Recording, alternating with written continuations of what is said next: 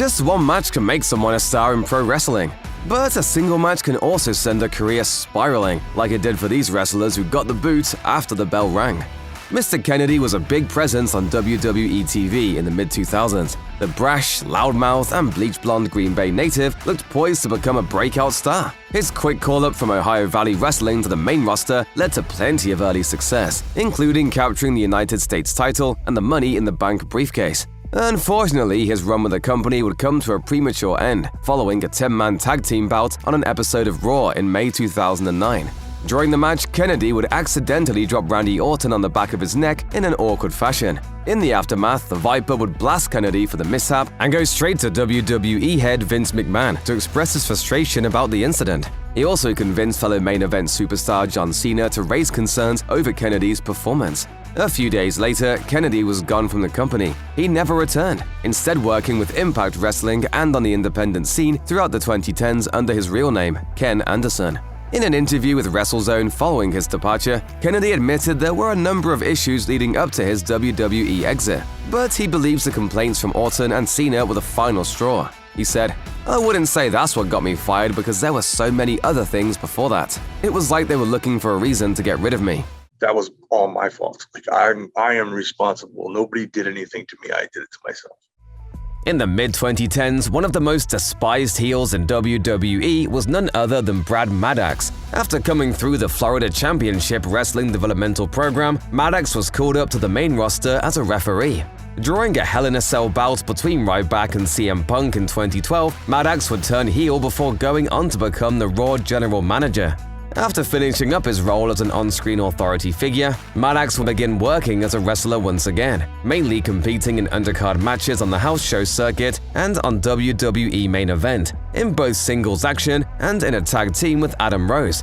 During a live event match in November 2015, Maddox would lean into his heel persona and begin trash-talking the crowd. However, he would take things too far when he referred to the audience using some not very PG language. He was released from his contract with WWE in the immediate aftermath. Maddox would wrestle one match on the independent scene after his abrupt WWE exit, before fading out of the limelight and returning to his home in South Carolina. Nick Dinsmore's Eugene persona came to an abrupt end following a match with a Calgary Kid, who was just a Miz in a mask and costume, on an episode of Raw in August 2009. Eugene would fall short in their contract on a pole match. 4 days later, he was released by WWE for the second time. Various reports in the aftermath indicated that Vince McMahon wasn't impressed with Eugene's weight and performance, leading to his sudden departure. Dinsmore would later return to WWE in a coaching role for NXT in September 2013. However, he would last just 1 year before being let go yet again.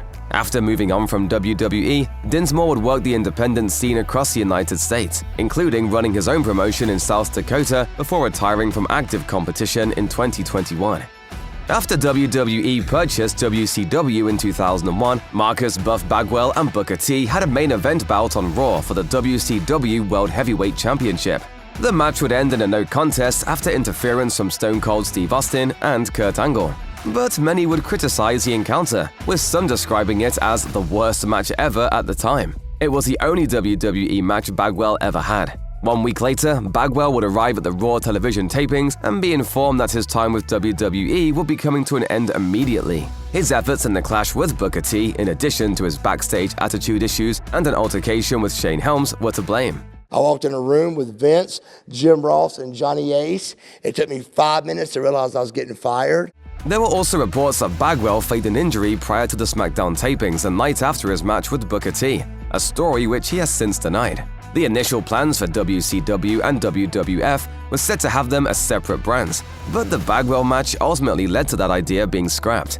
Bagwell would work for TNA sporadically and otherwise wrestled on the independent scene for 20 years. Abraham Washington had a short but controversial run in WWE. After signing with the company in 2009 and sporadically working in the developmental system of FCW, he hosted a talk show and became the show's general manager. Washington would arrive on the main roster for a brief period in ECW brand, before moving back to developmental shortly after. Washington would earn his most prominent position with WWE in 2012, starting a kayfabe talent agency called All World Promotions. He would initially act as a manager for the tag team of Primo and Epico, before turning on the pair to link up with the primetime players. On a July 2012 episode of Raw, Abraham would make a tasteless joke comparing Titus O'Neil to Kobe Bryant. Moments after the incident, WWE commentator Michael Cole would apologize on air. Washington took to his own social media in an attempt to defuse the situation. It didn't work. His time with the company would end just 11 days after the poor attempt at humor. Washington claimed he had no malicious intent with his reference to the late NBA legend's 2003 sexual assault charges. After moving on from WWE, Washington has worked on the independent scene. Chavo Guerrero Jr.'s time with TNA came to an abrupt end in 2013 after a messy incident. The third-generation wrestler was already an established name by the time he began appearing in the Impact Zone, having worked with both WCW and WWE for close to 2 decades. Chavo, the nephew of the late Eddie Guerrero, signed with TNA in 2012, feuding with a number of the promotion's top stars and gaining tag team gold with Shawn Hernandez. After the pair split up and began feuding, Guerrero would collect one of the 4 briefcases in a feast or fired bout. In the aftermath of the contest, it was revealed Guerrero captured the briefcase containing a pink slip. The company was hoping to legitimately fire him. Guerrero would bring a lawyer into the equation to avoid the potential real-life axing, but wound up quitting anyway because he felt disrespected. Let's part ways, but I had some say-so in the way that we were doing it.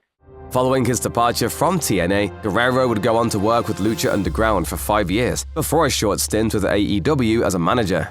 The grandson of the legendary Stu Hart, Teddy Hart was signed to WWE in the late 90s on a developmental contract, the youngest at the time to ever receive such a deal. But he was let go before ever appearing on television due to attitude problems. Hart would then make the jump to Ring of Honor, but that lasted less than 3 months.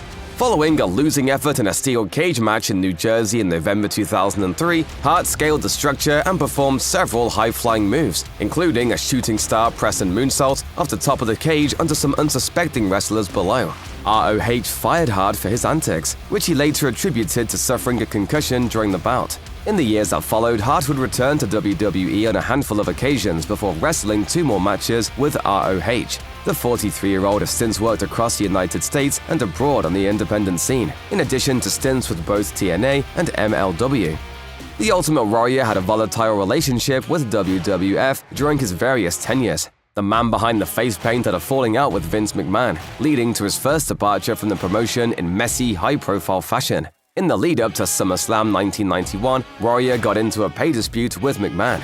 That changed the initial plans for the show, which had him slated for a showdown with Jake the Snake Roberts. Instead of a high-profile singles match, Warrior would instead team up with Hulk Hogan.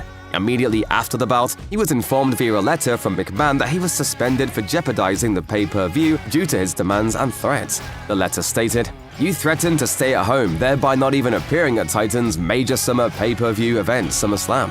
I had no choice but to accede to your exorbitant demands. This was a serious mistake on your part." Warrior would return to the company briefly in 1992, but the crackdown on steroids in wrestling led to yet another departure.